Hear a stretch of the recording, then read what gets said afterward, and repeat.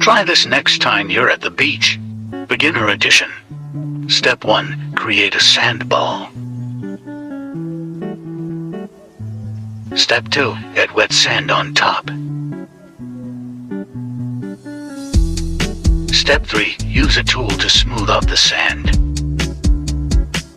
Step 4. Add more sand for the wick.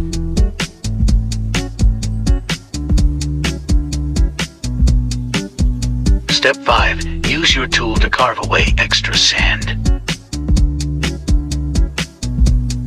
Step 6. Poke holes for the eyes. Step 7. Add wet sand on the eye area.